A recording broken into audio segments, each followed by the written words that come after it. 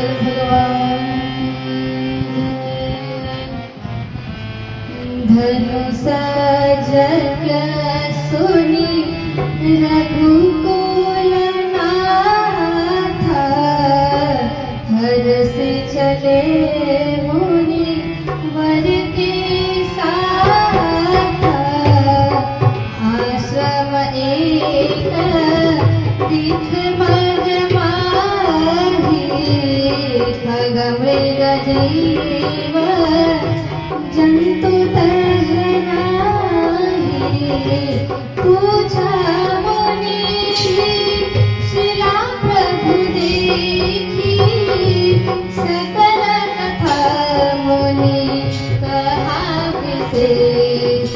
महाराज विश्वामित्र जी के साथ प्रभु श्री राम और भैया लक्ष्मण पीछे पीछे चल पड़े। अचानक मार्ग में एक आश्रम दिखाई पड़ा। राम जी ने उस आश्रम को देखा। उन्होंने सीधा यही प्रश्न किया आश्रम को देख करके कि गुरुदेव, ये देखने में तो किसी मुनि का आश्रम लग रहा है, लेकिन यहाँ आज न कोई नर है, न नारी है, न पशु है, न पक्षी है, वृक्ष सूखे पड़े हैं, लताओं में न फल है, न फूल है। और गुरुदेव, ये आश्रम के मध्य में मूर्तिमान ये शिला जैसी क्या है? गुरुदेव जी से राम जी ने प्रश्न किया तो गुरुदेव ने राम जी से कहा कि राजन, ये और कोई नहीं बल्कि गौतम नारी शापवश उपल देह धरि धीर चरण कमल रज चाहती कृपा कर कहते हैं कि हे राम, ये गौतम जी की पत्नी अहल्या है। इनके पति ने इनको शाप दे करके शिला बना दिया और आप जानते हैं कि इनका उद्धार कैसे है। आपके चरण कमलों की रज से इनका मोचन होने वाला है। प्यारे भक्तों, वाल्मीकि रामायण में ऐसा वर्णन आता है कि एक बार ब्रह्मा जी ने अपनी कीर्ति से इस दुनिया में एक सुंदर स्त्री को बनाया। महाराज, उस स्त्री को देखने के बाद ब्रह्मा जी सोचने लगे कि ये स्त्री ऐसी है तो इसका पति भी कोई श्रेष्ठ होना चाहिए। महाराज, उस स्त्री के ऊपर इंद्र का मन आ गया। जब चाहे तब निमंत्रण भेज देता कि मुझसे विवाह करवा दो। ब्रह्मा जी ने कहा कि ये नारी वासना के लिए नहीं अपितु उपासना के लिए है। महाराज, उस स्त्री का नाम ब्रह्मा जी ने अहल्या रखा। एक बार ब्रह्मा जी अहल्या जी को लेकर के गौतम ऋषि के आश्रम पहुंचे और वहां पर गए कि ऋषिवर, मैं इनको यहाँ पर छोड़ करके जा रहा हूँ। और तब गौतम जी ने कहा कि आप चिंता न करें, जैसे छोड़ करके जा रहे हैं आएंगे तो वैसे ही पाएंगे, क्योंकि इस आश्रम में किसी गलत का प्रवेश नहीं है। महाराज, कुछ दिन बाद पुनः ब्रह्मा जी फिर से आए और गौतम जी से कहा उन्होंने कि ऋषिवर, मैं अपनी लाली को यहाँ पर छोड़ कर गया था। गौतम जी ने कहा कि जैसे जहाँ छोड़ कर गए थे वहाँ पर वैसे ही होंगी, जाकर देखिए। महाराज,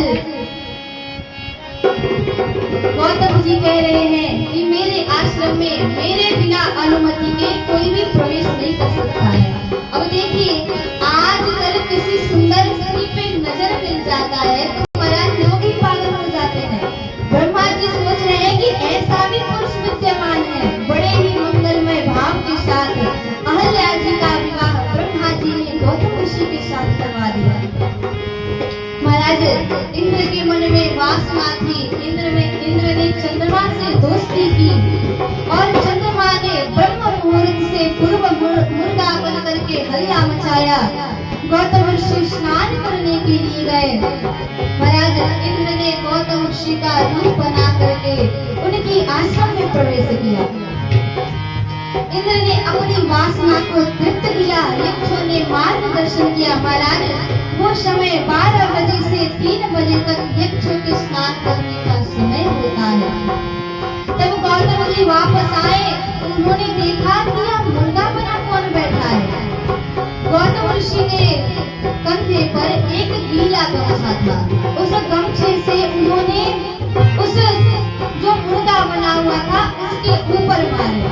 तो महाराज देखिए कि ये चंद्रमा है और उस जिस गमछे से गौतम ऋषि ने उसे मारा तो वहां पर एक काला दाग जैसे पड़ गया। महाराज और गौतम जी ने कहा कि तेरे ऊपर सदा ही कलंक लगा रहेगा। तो आप जो देखते हैं कि चंद्रमा के ऊपर काला दाग जैसा कुछ दिखता है, महाराज वो गौतम ऋषि का श्राप है। गौतम जी ने कहा कि तेरे ऊपर सदा ही ये काला दाग लगा रहेगा, वही ऋषि का शाप है। थोड़ी आगे बढ़े, गौतम ऋषि के शकल का आदमी कुटिया से बाहर निकला। गौतम जी ने अपनी योग माया से देखकर पहचान गए कि ये इंद्र है, यह इंद्र की करतूत है। महाराज इंद्र ने बड़ी क्षमा मांगी, लेकिन गौतम ऋषि ने रोष में भरकर उन्होंने कहा कि दुर्मदेव, तूने मेरा रूप बना करके ये ना करने वाला काम भी तूने पाप कर्म ये कर डाला। तुझे मैं शाप देता हूँ कि तू अपने अंडकोश से रहित हो जाएगा।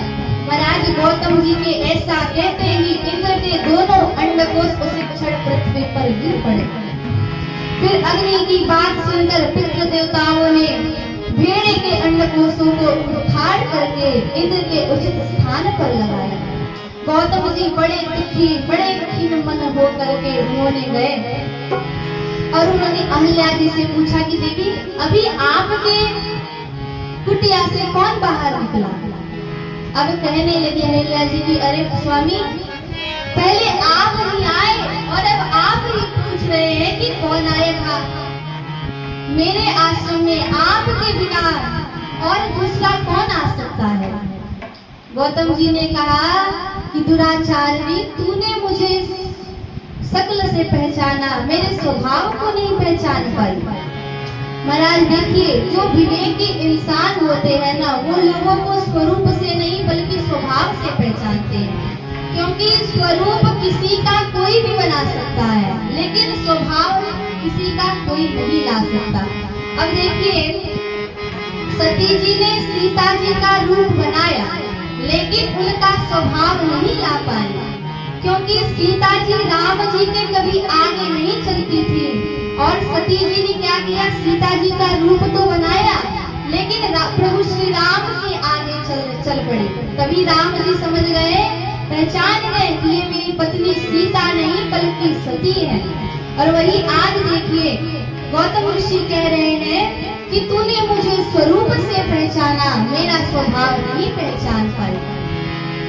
महाराज इसीलिए किसी को स्वरूप से नहीं बल्कि स्वभाव से पहचानना चाहिए। गौतम ऋषि ने अपनी पत्नी को भी श्राप दे दिया कि तू भी यहाँ कई हजार वर्षों तक पत्थर बन करके, हवा का पान करके या फिर उपवास करके रहेगी। जब दशरथ कुमार श्री राम आएंगे तो तेरा उद्धार होगा।